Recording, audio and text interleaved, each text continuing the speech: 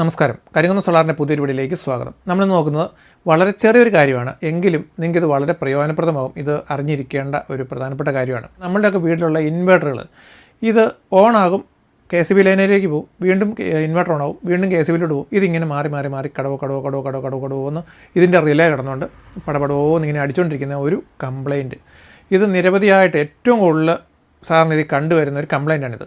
അപ്പോൾ എന്തുകൊണ്ടാണ് ഇങ്ങനെ വരുന്നതെന്ന് ചോദിച്ചാൽ, ഇത് ശരിക്കും എവിടെയെങ്കിലും ഒരു ലൂസ് കോണ്ടാക്റ്റ് ഉണ്ടാകുമ്പോഴാണ് സാറിന് ഇത് വരുന്നത്. പക്ഷേ ആളുകളുടെ ഒരു ധാരണ ഇരിക്കുന്നത് ഇത് ഇൻവേർട്ടർ എന്തോ വലിയൊരു പ്രശ്നം വന്നിട്ടാണ് ഇതുണ്ടായിരിക്കുന്നത് എന്നുള്ളതാണ്. അപ്പോൾ ലൂസ് കോണ്ടാക്റ്റ് ഉണ്ടാകാനുള്ള സാധ്യതയുള്ള എവിടെയൊക്കെയാണ്? ഒന്നെങ്കിൽ നമ്മളുടെ പ്ലഗ്ഗുകൾ കുത്തിയിരിക്കുന്ന ആ പ്ലഗ് പോയിൻറ്റിലുണ്ടാവാം, ഇല്ലെങ്കിൽ എവിടെയെങ്കിലും ഫ്യൂസ് ഹോൾഡറിനകത്തോ ELCB MC ഇനി എവിടെ വേണമെങ്കിലും നമുക്ക് ഈ ലൂസ് കോണ്ടാക്റ്റുകൾ ഉണ്ടാകേണ്ട സാധ്യതയുണ്ട്. പക്ഷേ അതിലൊക്കെ ഏറ്റവും പ്രധാനപ്പെട്ട ഒരു കേസ് എന്ന് പറഞ്ഞാൽ, ഞാൻ ഇങ്ങനെ വന്ന കേസ് എടുത്ത് നോക്കിയതിനകത്തുനിന്ന് എനിക്ക് മനസ്സിലാക്കാൻ സാധിച്ചത് ഒരു 99% ഇത് സർവീസ് വയറിനകത്ത് വരുന്ന ലൂസ് കോണ്ടാക്റ്റ് ആയിട്ടാണ് നമുക്ക് കാണാനായിട്ട് പറ്റിയത്.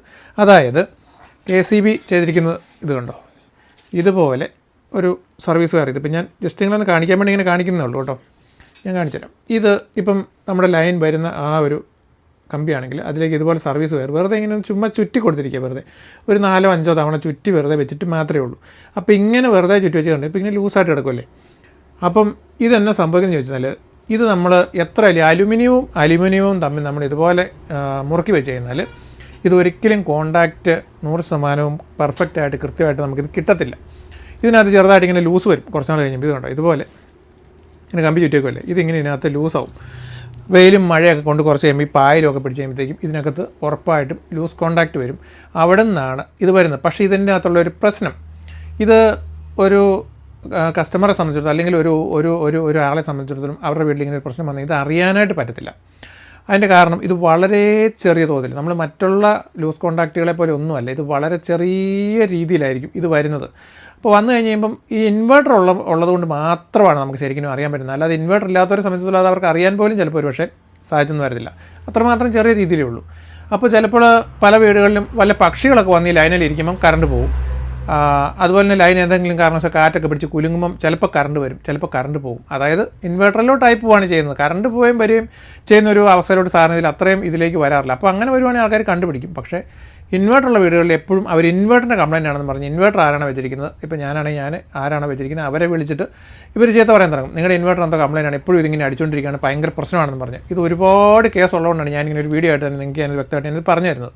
അപ്പോൾ ഞാനിങ്ങനെ പറയാനുള്ള കാരണം, ഞാനിങ്ങനെ ഒരു കേസ് നേരത്തെ ഞാനിങ്ങനെ ഒരാളോട് പറഞ്ഞു ഇതുപോലെ തന്നെ ഇത് ലൂസ് കോണ്ടാക്റ്റ് വന്നിട്ടുണ്ടെന്ന് പറഞ്ഞു. അത് ഞാൻ ചെന്ന് നോക്കി കഴിഞ്ഞപ്പോൾ അവരോട് ഞാൻ പറഞ്ഞു ഇത് KCBയുടെ ലൈൻ ഇങ്ങനെ ലൂസായതാണെന്ന്. അപ്പോൾ അവർ KCBയിൽ വിളിച്ച് പറഞ്ഞു. അവിടെ നിന്ന് ആൾ വന്നു കഴിഞ്ഞപ്പോൾ അവർ വന്നിട്ട് പറഞ്ഞു ഇത് ലൈറ്റെല്ലാം തെളിഞ്ഞേക്കുന്നത് കണ്ടില്ലേ, നിങ്ങൾ കണ്ടില്ലേ, ഇതെല്ലാം നല്ല പക്ക തെളിഞ്ഞ് കിടക്കുന്നു, ഇതിനൊന്നും ഒരു ലൂസ് കോണ്ടാക്റ്റോ കാര്യങ്ങളോ ഒന്നുമില്ല, വെറുതെ ഞങ്ങളെ വിളിച്ച് വരുത്താമെന്ന് പറഞ്ഞ് ഇവർ തിരിച്ചു പോയി കഴിഞ്ഞപ്പോൾ ഇവർ എന്നെ വീണ്ടും വിളിച്ച് ചീത്ത വിളിക്കാൻ തുടങ്ങി. നിങ്ങൾ ഇൻവേർട്ടറിന് കംപ്ലയിൻ്റ് KCBക്കാർ വന്നു, എന്നിട്ടത് ഒരു പ്രശ്നമില്ലെന്നാണോ ഇല്ലെന്ന് പറഞ്ഞു, അവർ പോയല്ലോ എന്ന് പറഞ്ഞു. അപ്പോൾ ഞാൻ വീണ്ടും, കാരണം നമ്മൾ വെച്ചിരിക്കുന്ന ഒരു ഇൻവേർട്ടറാണ് അവിടെ, അപ്പോൾ നമുക്കത് എന്തെങ്കിലും ഒന്ന് ചെയ്ത് കൊടുക്കാതിരിക്കാൻ പറ്റത്തില്ലല്ലോ. ഞാൻ വീണ്ടും ഇവിടുന്ന് കുറച്ച് ദൂരമുള്ളതാണ്, ഞാൻ ഇവിടുന്ന് വീണ്ടും അവരുടെ വീട്ടിൽ ചെന്നിട്ട് അനലോഗ് മീറ്റർ, ഡിജിറ്റൽ മീറ്ററെ കിട്ടുന്നില്ല, അനലോഗ് മീറ്റർ വെച്ചാൽ നമുക്ക് കുറച്ചുകൂടെ കിട്ടും. അതിനകത്ത് അവരെ കാണിച്ചു കൊടുക്കുകയും ചെയ്യണമല്ലോ.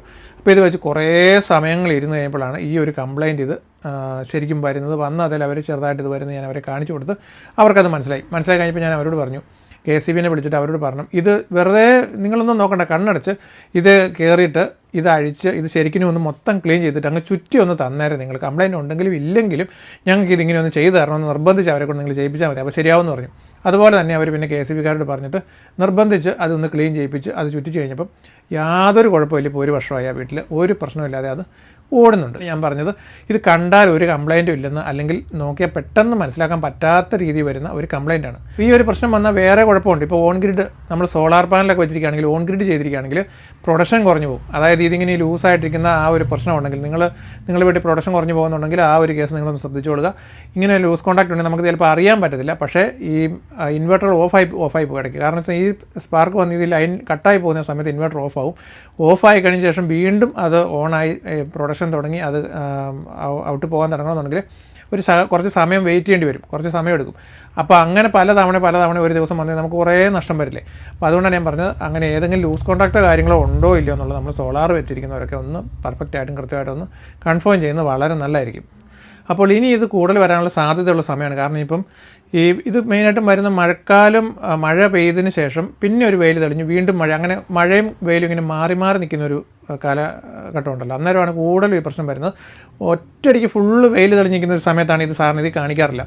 അതിന് മഴ പെയ്തു ഈ പായലൊക്കെ ഇതിൽ പിടിക്കാനായിട്ടുള്ള ഒരു സാഹചര്യം ഉണ്ടാകും. വെള്ളവും അതുപോലെ വന്നൊരു വഴുക്കൽ വന്നിട്ട് അന്നേരമാണ് ഇത് മെയിനാകട്ടും ഈ ഒരു പ്രശ്നം ഉണ്ടാകുന്നത്.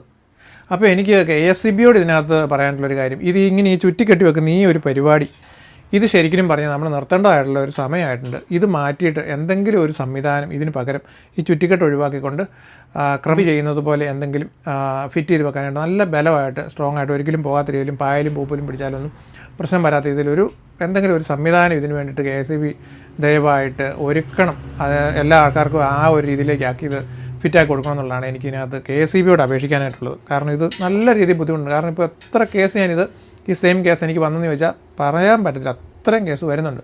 ചിലത് കുറച്ച് കഴിഞ്ഞ് കഴിയുമ്പോൾ അങ്ങോട്ട് സ്പാർക്കായി പിടിച്ച് ചിലപ്പോൾ അങ്ങ് ഇരുന്ന് വലിയ കുഴപ്പമില്ലാതെ അങ്ങ് ഓടി അങ്ങ് പോവുകയും ചെയ്യാം. അപ്പോൾ നിങ്ങൾക്ക് ഇങ്ങനെ ഒരു കംപ്ലയിൻറ്റ് വരുന്നുണ്ട്, അതിപ്പം KSEB നാളെ പറഞ്ഞല്ലോ, താമസം ഉണ്ടല്ലോ. അപ്പോൾ അത് ജസ്റ്റ് ഒന്ന് മാറ്റാനായിട്ട് ട്രിക്ക് ഞാൻ വേണമെങ്കിൽ നിങ്ങൾക്ക് ജസ്റ്റ് പറഞ്ഞുതരാം. നിങ്ങൾ ഇങ്ങനെ ഒരു കംപ്ലയിൻറ്റ് ഉണ്ടെങ്കിൽ നിങ്ങളുടെ വീട്ടിലുള്ള ഹീറ്ററോ അല്ലെങ്കിൽ അയൺ ബോക്സ് അങ്ങനെ നല്ല ലോഡ് എടുക്കുന്ന എന്തെങ്കിലും ഒരു ഉപകരണം ജസ്റ്റ് ഒന്ന് ഓണാക്കി വെച്ച് കഴിഞ്ഞാൽ ഇത് ഒന്ന് അനങ്ങുന്ന സമയത്ത് അത് സ്പാർക്കായി പിടിക്കും. അങ്ങനെ സ്പാർക്കായി പിടിച്ച് കഴിഞ്ഞാൽ ചിലപ്പോൾ അത് കുറച്ച് ദിവസത്തേക്ക് ചിലപ്പോൾ കംപ്ലയിൻറ്റ് ഇല്ലാതുകൊണ്ട് അതിങ്ങനെ പോകും. എങ്കിലും അത് ക്ലിയർ ചെയ്യണം.